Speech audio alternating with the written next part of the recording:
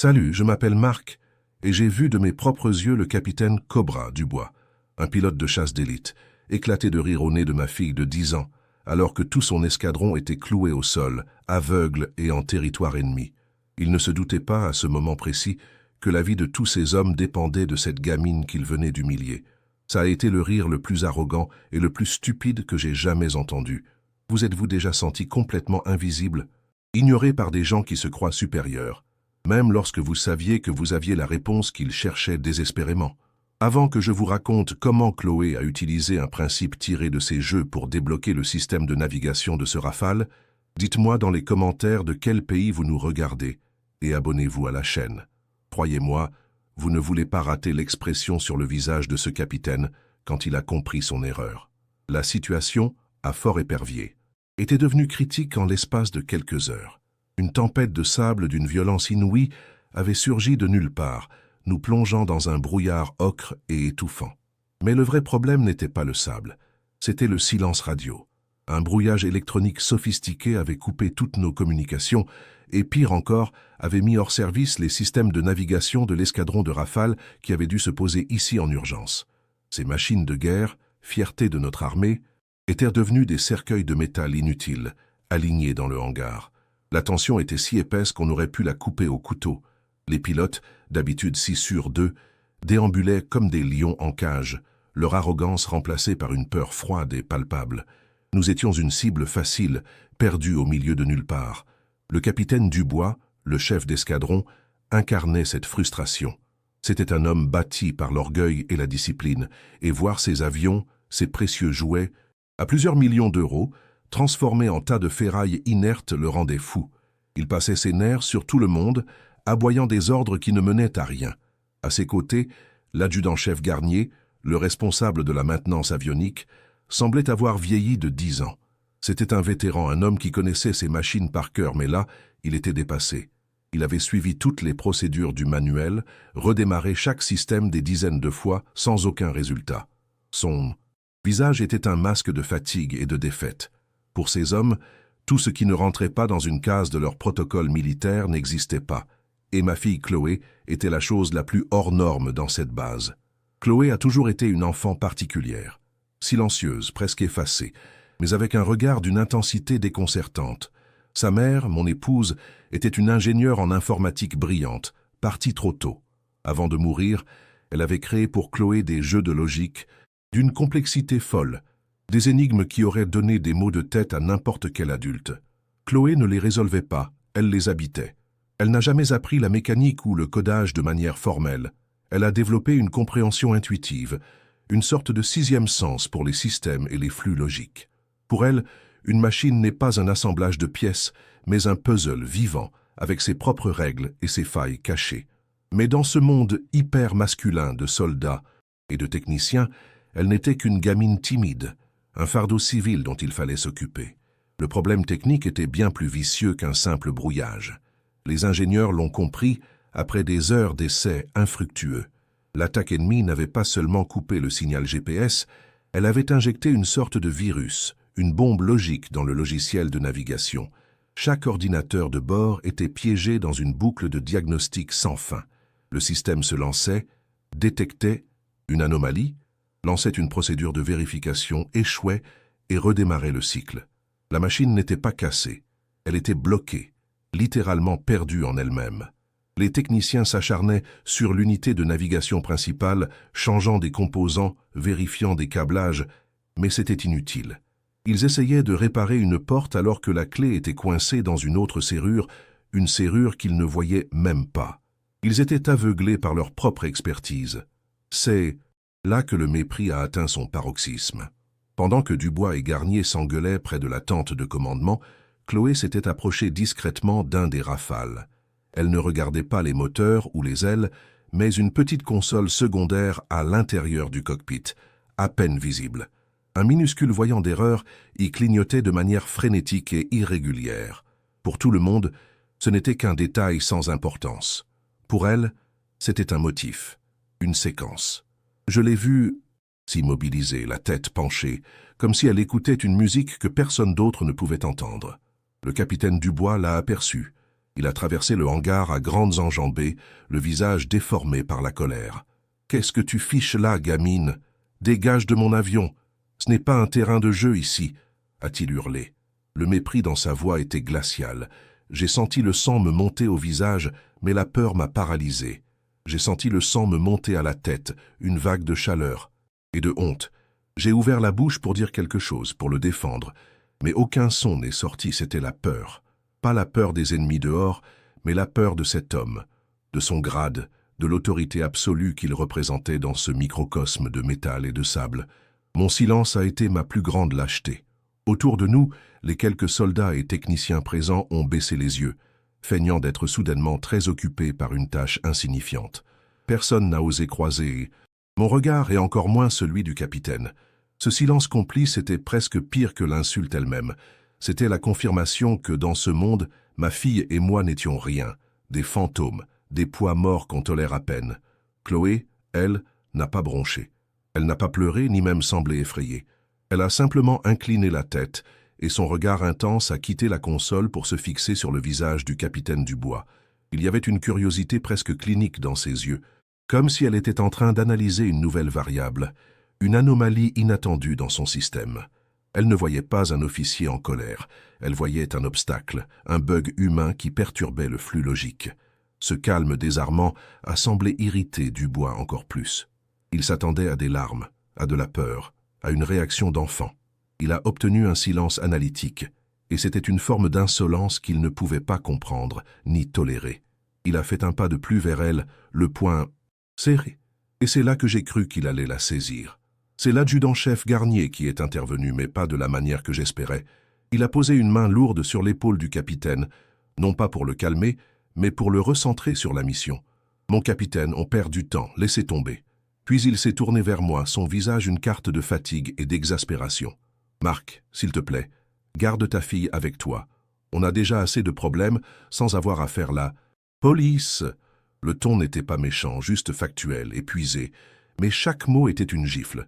« Garde ta fille. » Comme si elle était un animal de compagnie mal dressé. Il ne l'a même pas regardée.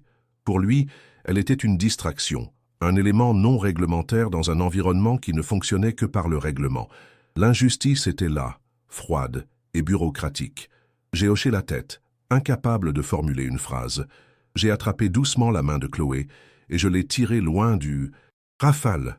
Sa main était petite et chaude dans la mienne et j'ai senti une culpabilité écrasante m'envahir. Je la protégeais physiquement, mais je venais de la trahir en la laissant se faire humilier sans rien dire. Je l'ai ramenée vers mon poste de travail, près des énormes purificateurs d'eau qui semblaient si dérisoires face à la catastrophe technologique qui se jouait à quelques mètres de là. Nous nous sommes assis sur une caisse de ravitaillement, et le silence entre nous était assourdissant. Je voulais lui dire que j'étais désolé, qu'elle avait raison, que ces hommes étaient des imbéciles, mais les mots restaient coincés dans ma gorge, étouffés par mon propre sentiment d'impuissance. Pendant que les experts continuaient de s'agiter en vain, Chloé a sorti de sa poche un petit cube de circuits imprimés, un de ces casse-têtes que sa mère lui avait fabriqués. Elle s'est assise en tailleur sur le sol poussiéreux et a commencé à manipuler les petites connexions, ses doigts bougeant avec une précision et une rapidité déconcertantes. Pour n'importe qui d'autre, elle était juste une gamine qui boudait en jouant avec son jouet. Mais je savais ce qu'elle faisait. Je l'avais vue faire ça des centaines de fois. Elle ne jouait pas, elle pensait. Elle recréait le problème dans sa tête, utilisant les circuits du cube comme une maquette physique de la boucle logique qui paralysait les avions. Le clignotement irrégulier qu'elle avait vu sur la console, elle le reproduisait maintenant avec une petite LED sur son jouet, cherchant la séquence, le chemin de sortie. Soudain, un bruit sourd a fait vibrer le hangar. Loin, mais pas assez. C'était une explosion. Tout le monde s'est figé. Un soldat est entré en courant dans la tente de commandement, le visage blême. Les bribes de conversation qui nous sont parvenues parlèrent d'une patrouille ennemie repérée à moins de 10 km, progressant dans la vallée. La tension a monté d'un cran. Ce n'était plus un exercice, ce n'était plus une simple panne. C'était une question de minutes avant que notre position ne soit submergée.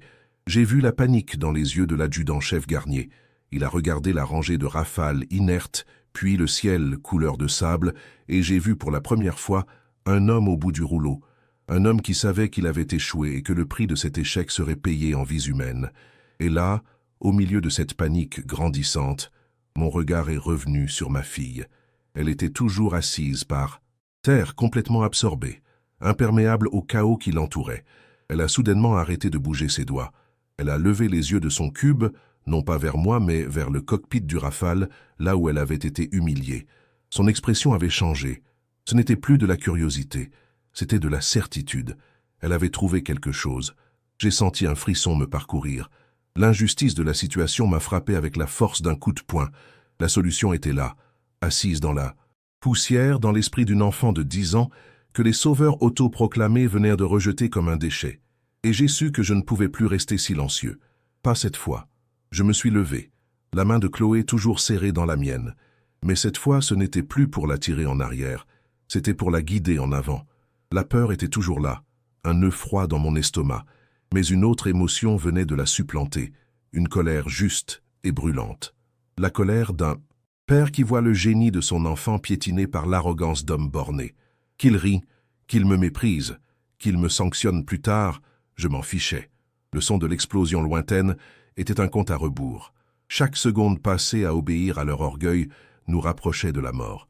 J'ai regardé le visage calme de ma fille, sa certitude silencieuse, et j'ai su que c'était la seule vérité qui comptait dans ce hangar rempli de mensonges et d'échecs.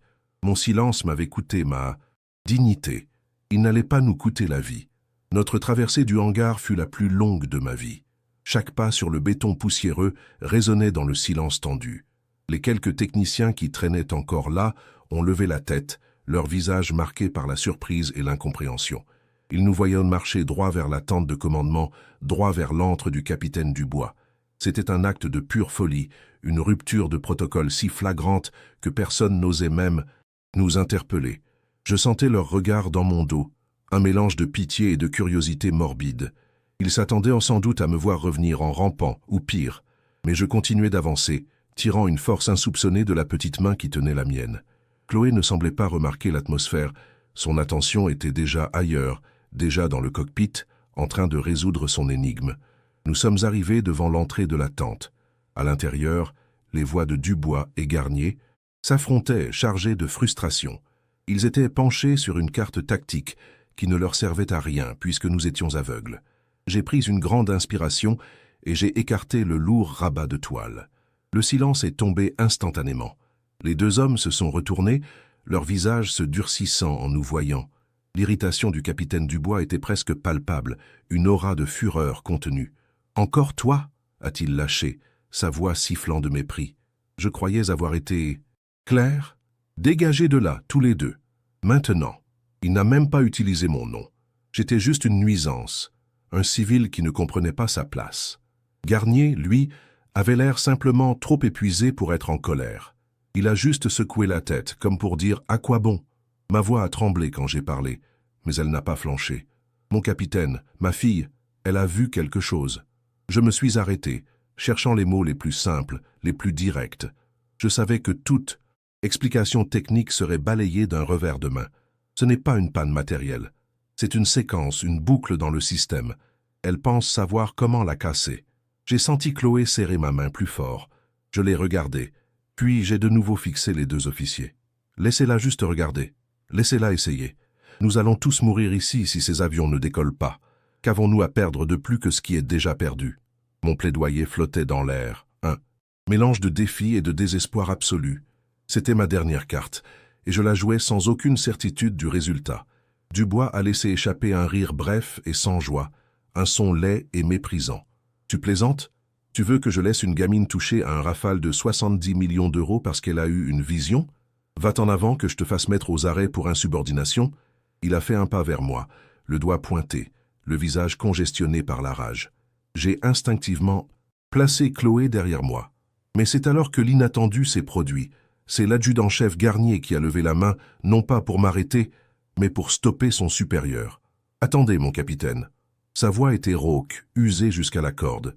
Il a balayé du regard les manuels de procédure inutiles étalés sur la table, puis son regard s'est posé sur Chloé, qui le fixait avec son calme imperturbable. Ce n'était plus le regard d'un soldat sur un civil, c'était celui d'un homme à court, de solution face à une dernière, improbable possibilité. Nous avons suivi toutes les procédures. Toutes, a poursuivi Garnier, son ton devenant plus ferme. J'ai appliqué le manuel à la lettre, j'ai appelé les ingénieurs à la base arrière avant la coupure, j'ai redémarré chaque système 30 fois. Rien ne marche. Rien. Le rapport de la patrouille est formel. Ils seront sur nous avant le lever du jour. Il a marqué une pause, et le poids de ses mots a empli l'attente. On est foutu. Capitaine. Alors oui, c'est insensé. Mais c'est moins insensé que d'attendre ici de se faire massacrer. Donnons-lui 10 minutes. 10 minutes. Si ça ne donne rien, on détruit le matériel sensible et on organise la défense au sol. Le silence qui a suivi était total. Dubois regardait Garnier, puis moi, puis Chloé, son orgueil luttant visiblement contre la logique froide et désespérée de son subordonné. Finalement, Dubois a lâché un grognement qui tenait lieu d'assentiment. C'était une capitulation, et ça lui coûtait visiblement plus que tout le reste. Il n'a pas dit un mot de plus. Garnier a hoché la tête, puis s'est tourné vers nous. « Venez !» Le mot était un ordre, mais sans la dureté habituelle. C'était le début de quelque chose de nouveau. Nous sommes sortis de la tente et avons refait le chemin en sens inverse, mais la dynamique avait complètement changé. Cette fois, ce n'était pas moi qui tirais Chloé. C'est nous qui suivions l'adjudant-chef vers le rafale du capitaine Dubois. Le chef d'escadron nous suivait à quelques pas, les bras croisés, le visage fermé comme une porte de prison.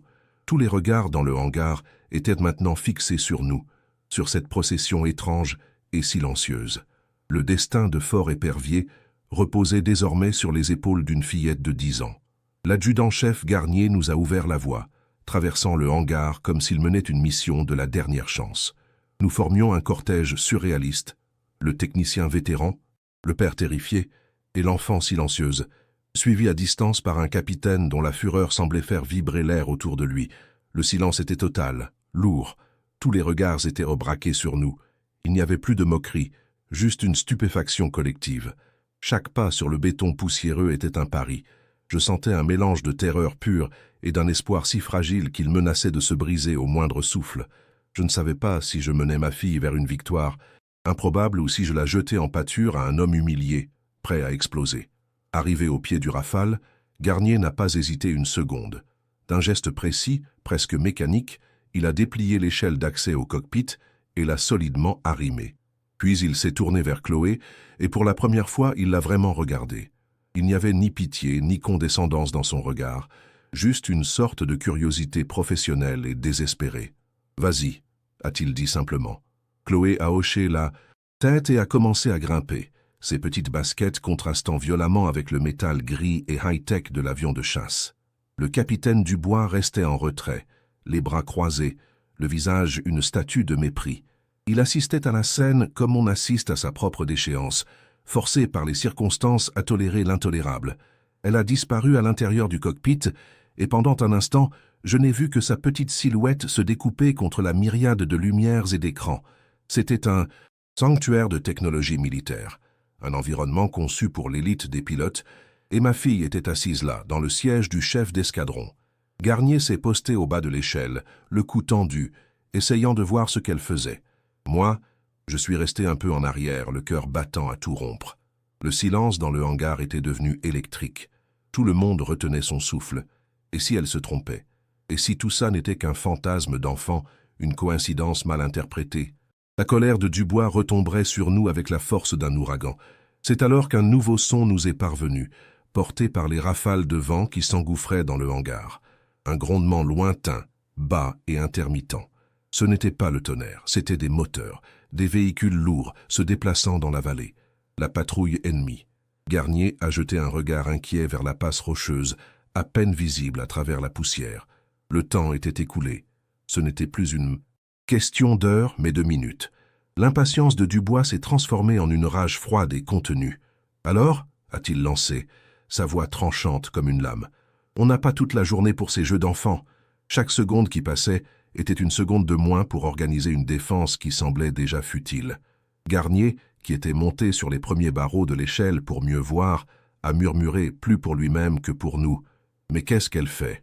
Elle ne touche pas à la console de navigation. » Sa voix était pleine d'incompréhension. De ma position, je ne voyais rien, mais je pouvais l'imaginer. Chloé n'était pas en train de suivre une procédure. Ses doigts effleuraient un petit écran tactile secondaire, celui qui gérait la climatisation, la pressurisation de la cabine et le dégivrage. Des fonctions totalement annexes que n'importe quel technicien aurait ignorées.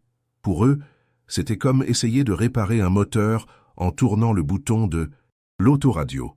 Pour Chloé, c'était la seule porte d'entrée possible, la faille cachée dans le système. « Ça suffit, c'est une mascarade !» a hurlé Dubois, n'y tenant plus. La vue de cet enfant touchant aux commandes environnementales de son avion a été la goutte d'eau qui a fait déborder le vase de son orgueil. Il a fait 2 pas en avant, le visage déformé par la fureur, prêt à la sortir de là lui-même, par la force s'il le fallait. Garnier a mis un bras en travers de son chemin, un geste presque instinctif, mais son regard était rempli de doute. Même lui qui avait offert cette chance commençait à croire qu'il avait fait une erreur monumentale. La pression était à son comble. Mon cœur a menacé de sortir de ma poitrine. Je voyais le scénario catastrophe se dessiner. Chloé expulsée, moi mis aux arrêts, et nous tous attendant la mort dans ce piège de sable. Chloé a ignoré complètement le tumulte en dessous d'elle. Elle était dans sa bulle, dans son puzzle. Garnier, la voix, tremblante, décrivait ses gestes à voix basse. 3 pressions sur la température, elle fait glisser le curseur de l'oxygène. 2 tapes sur le dégivrage de la verrière. Ça n'avait aucun sens. C'était une séquence absurde, aléatoire, qui ressemblait à un jeu, un code secret qu'une enfant aurait inventé pour s'amuser. L'absurdité de la scène était totale. Le capitaine Dubois a repoussé le bras de Garnier avec une force brutale. Il n'allait plus attendre. J'ai vu sa main se lever, prête, à attraper l'échelle pour mettre fin à ce qu'il considérait comme la plus grande humiliation de sa carrière. Le temps semblait s'être arrêté, et c'est à ce moment précis, alors que la main de Dubois allait se refermer sur l'échelle, que Chloé a posé son index sur un dernier point de l'écran tactile. Ce n'était pas un bouton, juste une petite icône de flocons de neige pour le dégivrage du pare-brise. Elle l'a maintenu enfoncé pendant 3 longues secondes. Un geste anodin, absurde. Le geste d'un enfant qui s'amuse avec les lumières d'une voiture. Garnier, à côté de moi, a laissé échapper un souffle de dépit, convaincu d'avoir parié sur le mauvais cheval et d'avoir sacrifié son grade pour un caprice. La fureur triomphante de Dubois était sur le point d'exploser, et je me suis préparé à l'impact, à la fin de tout. J'ai fermé les yeux, attendant l'humiliation finale, le cri qui scellerait notre sort. Soudain, un clic sec, puis l'obscurité, absolue. Toutes les lumières du cockpit, tous les écrans, même les plus petites diodes de veille, se sont éteintes d'un seul coup. Le léger bourdonnement électronique qui emplissait l'air a cessé, nous plongeant dans un silence de mort, seulement troublé par le sifflement du vent à l'extérieur. Pendant une seconde, j'ai cru qu'elle avait tout grillé, qu'elle avait provoqué une surcharge catastrophique. J'ai senti le regard de Dubois sur moi, un regard brûlant de haine et de justification. « Tu vois ce que tu as fait ?» semblait-il crier sans même ouvrir la bouche. La panique m'a saisi, une vague glaciale qui a submergé la colère. Garnier, pétrifié sur son échelle, a juste murmuré un « Oh non !» qui a sonné comme une prière funèbre. C'était pire qu'un échec, c'était un sabotage. Puis, une minuscule lumière verte a clignoté au centre de l'écran principal. 1 fois, 2 fois. Un curseur de texte est apparu, clignotant patiemment sur le fond noir. Ce n'était pas la boucle d'erreur habituelle, c'était autre chose. Une séquence de démarrage profonde, une réinitialisation d'usine que personne n'avait jamais vue.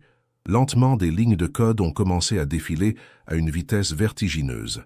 Le logo de Dassault Aviation est apparu, non pas l'interface utilisateur standard, mais le logo de Diagnostic System. Personne ne bougeait. Personne n'osait respirer. Le capitaine Dubois, qui était sur le point de m'étrangler, était figé sur place, son visage passant de la fureur à une confusion totale. Ce n'était pas dans le manuel. Rien de tout ça ne l'était. L'écran a vacillé une dernière fois, puis s'est allumé avec une clarté aveuglante. Et la voix, cette voix synthétique, calme et féminine que tous les pilotes connaissaient, a retenti dans le silence du cockpit, amplifié par les haut-parleurs. Système de navigation en ligne. Initialisation du recalage inertiel terminé. Liaison satellite établie. Une carte topographique détaillée de la vallée est apparue à l'écran, notre position marquée par un point clignotant. Un tracé vert et lumineux indiquait une route de sortie sûre à travers les cols montagneux, loin de la menace qui approchait. Le système n'était pas seulement débloqué, il était pleinement opérationnel. Il nous montrait le chemin pour rentrer à la maison. Le silence qui a suivi cette annonce était plus assourdissant que n'importe quelle explosion. J'ai osé regarder le capitaine Dubois. Sa fureur, son arrogance, tout avait disparu. Son visage était vide, complètement vidé de toute expression. Sa bouche était légèrement entr'ouverte. Ses yeux fixaient l'écran de navigation avec une incrédulité si profonde qu'elle en devenait presque comique. Il ressemblait à un homme qui venait de voir les lois de la physique se réécrire devant lui. Sa main, qui quelques secondes plus tôt était levée pour punir, pendait mollement le long de son corps, inutile. Il a cligné des yeux, lentement, comme s'il sortait d'un rêve. Il a regardé l'écran, puis la petite silhouette de ma fille, toujours assise, calmement dans son siège, puis de nouveau l'écran.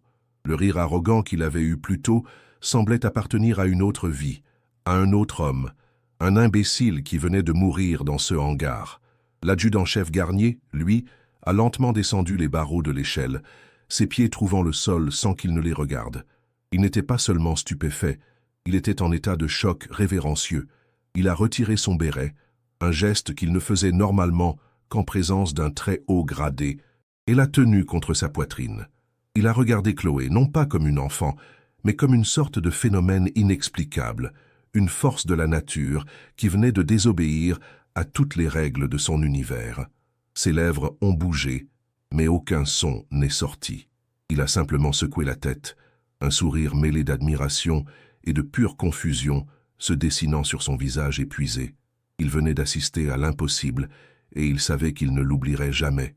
Dans le reste du hangar, un murmure a commencé à enfler. Les techniciens et les soldats qui avaient assisté à la scène à distance se sont rapprochés, attirés comme des insectes par cette lumière miraculeuse. Ils avaient vu l'obscurité, entendu le silence, puis la voix salvatrice. Ils pointaient du doigt le cockpit, se parlaient à voix basse, leur visage passant de l'anxiété à un espoir prudent, puis à une euphorie contenue. Chloé a simplement tapoté l'écran une dernière fois, ramenant l'affichage à son état normal, comme si elle venait de finir un niveau de son jeu vidéo. Elle a ensuite regardé par-dessus le rebord du cockpit, ses yeux calmes trouvant les miens.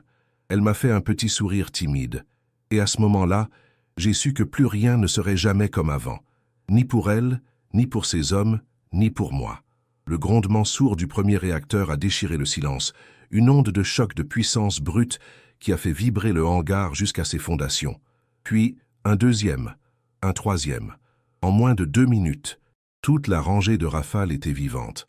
Leur cockpit brillant d'une lumière saine et confiante, leur moteur crachant une promesse de fuite et de survie.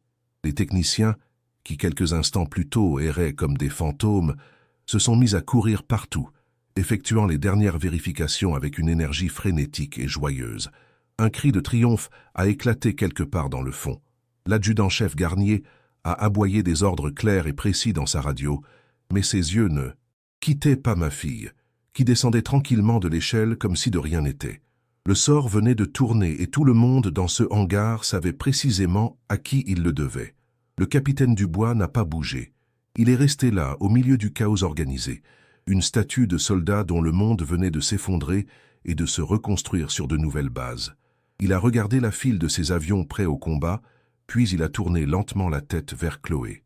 Il a traversé l'espace qui les séparait, et je me suis instinctivement tendu, ne sachant pas à quoi m'attendre. Il s'est arrêté juste devant elle, la dominant de toute sa hauteur. Il n'a pas dit « merci », il n'a pas dit « pardon ». Il a juste soutenu son regard pendant un long moment, puis il a exécuté un signe de tête bref et sec, un geste purement militaire, mais qui, venant de cet homme, à ce moment précis, valait toutes les excuses du monde. C'était la reconnaissance d'une défaite, mais aussi la reconnaissance d'un génie qu'il avait été trop aveugle pour voir. Plus tard, alors que la base bourdonnait des préparatifs de départ, l'adjudant-chef Garnier nous a rejoints.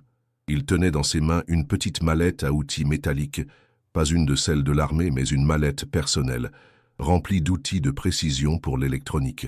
Il l'a tendue à Chloé. « Ceci est à toi », a-t-il dit, sa voix rauque d'émotion. « J'ai compris quelque chose aujourd'hui. Les manuels ne disent pas tout, loin de là. » Il a ensuite posé sa main sur mon épaule. « L'atelier te sera toujours ouvert, gamine. Quand tu veux, tu as ta place ici. » C'était plus qu'un cadeau, c'était une intronisation. Il ne lui offrait pas des outils, il lui offrait sa légitimité, la reconnaissance d'un artisan à un autre, une reconnaissance qui transcendait l'âge, le grade et le protocole. Pendant l'heure qui a suivi, une chose étrange s'est produite. Un par un, les pilotes de l'escadron sont venus voir Chloé. Pas de manière envahissante, mais avec un respect presque timide. Ils ne lui parlaient pas de poupées ou d'école. Ils lui montraient les écrans de leurs tablettes tactiques, lui pointant des lignes de diagnostic, des messages d'erreur obscures, lui demandant son avis comme s'il s'adressait à un ingénieur en chef de chez Dassault. Et Chloé, avec son calme habituel, regardait, hochait la tête et pointait parfois du doigt une séquence qui leur avait échappé. C'est là que j'ai entendu le surnom, pour la première fois murmuré d'un pilote à l'autre, la navigatrice. Ma fille n'était plus une gamine perdue dans une base militaire. Elle était devenue une légende silencieuse, la clé qui avait rouvert la porte de leur cage. Juste avant qu'ils ne montent dans leur cockpit, alors que les premières lueurs de l'aube perçaient enfin le ciel poussiéreux, le capitaine Dubois a rassemblé tout son escadron au pied de son Rafale. Il a fait signe à Chloé de s'approcher. Les hommes, des guerriers, d'élite, ont formé un demi-cercle autour d'elle, leur visage grave et marqué par la fatigue, mais leurs yeux brillants d'une gratitude immense. Il n'y a pas eu de discours. Le bruit des réacteurs au ralenti suffisait. C'était une cérémonie improvisée, silencieuse, mais plus solennelle que n'importe quel défilé militaire. C'était l'hommage d'un groupe d'hommes qui savaient qu'ils étaient passés à quelques minutes de la mort et qui se tenaient maintenant devant celle qui leur avait rendu leur avenir. L'air était chargé d'une émotion brute, palpable, inoubliable. Le capitaine Dubois a alors fait un geste que je n'oublierai jamais. D'un mouvement lent et délibéré, il a défait le scratch qui tenait l'écusson de son escadron sur la poitrine de sa combinaison de vol. Le bruit sec du velcro a résonné dans le silence respectueux. Cet écusson, avec son cobra prêt à frapper, c'était son identité, sa fierté, l'âme de son unité. Il s'est accroupi pour être à la hauteur de Chloé et a placé le petit morceau de tissu brodé dans sa paume. Aucun GPS ne pourra jamais localiser le courage que tu nous as montré aujourd'hui, a-t-il murmuré, sa voix cassée. Je l'ai regardé faire, les larmes coulant sur mes joues, sans que je ne puisse les retenir. Ma honte, ma peur, tout s'était dissous, remplacé par une fierté si immense qu'elle me coupait le souffle.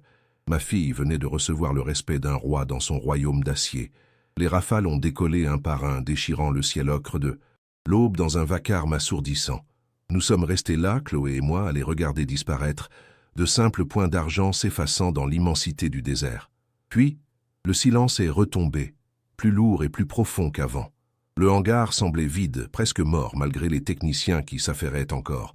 Je tenais la main de ma fille, et dans son autre main, elle serrait l'écusson du capitaine Dubois comme le trésor le plus précieux au monde. Le vent soulevait la poussière à nos pieds, et j'ai eu le sentiment que ce vent emportait avec lui bien plus que du sable. Il emportait un monde d'arrogance, de certitude et de règles stupides. Une page venait d'être tournée, pas seulement pour cet escadron, mais pour nous tous, à Fort-Épervier. En regardant ma fille, si petite au milieu de ce décor de guerre, j'ai compris que ce n'était pas seulement elle qui avait changé. Moi aussi. J'étais arrivé ici en tant qu'homme qui avait peur de son ombre, un père qui aimait son enfant mais qui était trop lâche pour la défendre face à l'autorité. Mon silence, lorsque Dubois l'avait humilié, m'avait rongé de honte. Mais en la voyant affronter ces géants d'acier et d'orgueil avec son calme désarmant, quelque chose s'était brisé en moi. La peur avait cédé la place à une colère juste, puis à une fierté si puissante qu'elle m'avait donné la force d'agir. Je n'étais plus le fantôme qui se cachait derrière ces purificateurs d'eau. Ce jour-là, en défendant Chloé, je m'étais défendu moi-même. J'avais enfin trouvé ma voie. Ce jour-là, dans cette vallée de sable et d'acier, un escadron de guerriers d'élite a appris une leçon brutale. Ils ont compris que leurs armes les plus avancées, leurs machines à plusieurs millions d'euros, ne sont que le reflet de leur programmation rigide.